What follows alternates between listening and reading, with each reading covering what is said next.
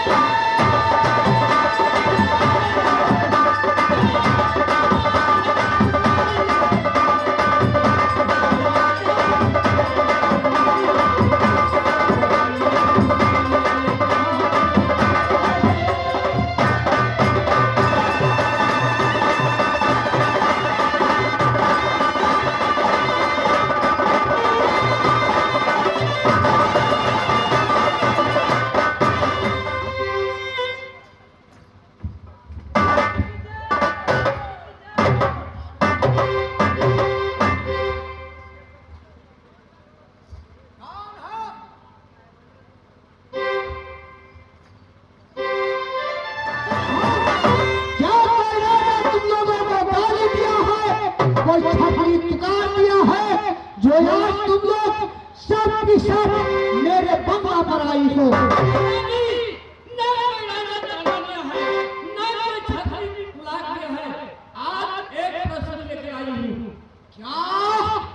क्या कही तुम लोग?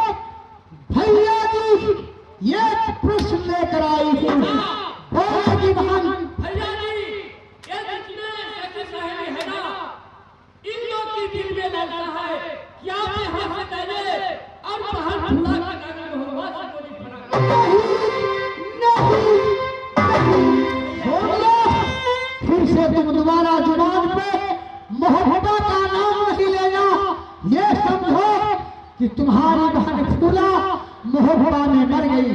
देखिए भैया जी, जिस दिनों से फूला दीदी ने मोरन से रात मोहब्बत गई, 12 वर्ष गए हो गए, लेकिन अभी तक आप लौट कर नहीं बुला गए, वापस नहीं आए। तुम्हें मैं आगे कह दिया हूँ कि ये समझो कि हमारी बहन फूला मोरन नगरी में मर गई है। कौन जाएगा उसे बुलाने? सुनिए, आप कुटुंब बन जाइएगा दरवाजा पे, तब कुछ नहीं बहन, ऐसा कभी नहीं होगा। एक बार उनवा आया राजमोहन में, जितने वीर था सबको मार डाला। साथ साथ मेरे भैया मकर धोर था, उसे भी मार डाला। अभी मैं मोरन छोड़कर जंगल में नहीं भागता तो मैं भी मारा जाता। आप ऐसे नहीं जाइए, आप मोहब्बत जाइए और जीजा जी को कहिएगा और दीदी फूला से कहिएगा कि माँ बीमार हो गई है। छोड़ो वहाँ, तुम 1 लाख बार मुझे कहेगी हे करम सिंह न जाएगा।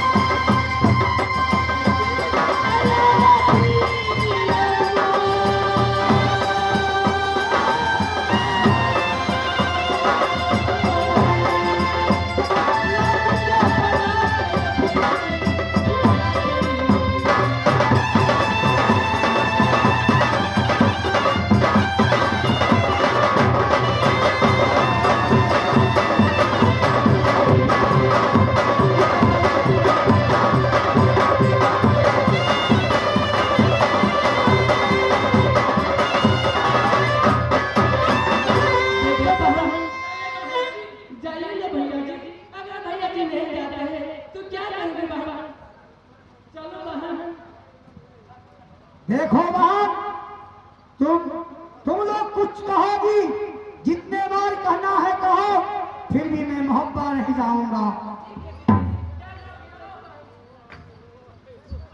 देखो बहन, तुम लोग अपना सर फटोक कर क्यों मुंह फुरमाना चाहती हो?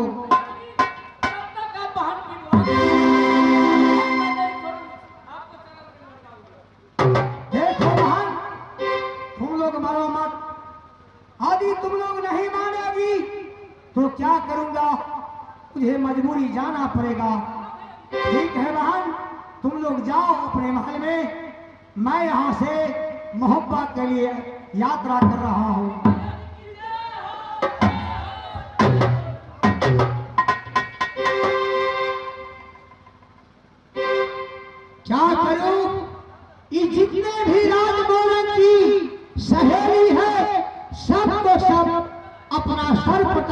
मेरे चरण में। भैया जी आप नहीं जाएंगे मोहब्बा, मेरी बहन फूला की डोली लेकर नहीं आएंगे तो हम सब के सब सर पटक कर मर जाएंगे। क्या करूं, जाना पड़ेगा मुझे, या मर जाऊंगा या जीवित रहूंगा, लेकिन बहन फूला के डोली लेकर अवश्य आऊंगा।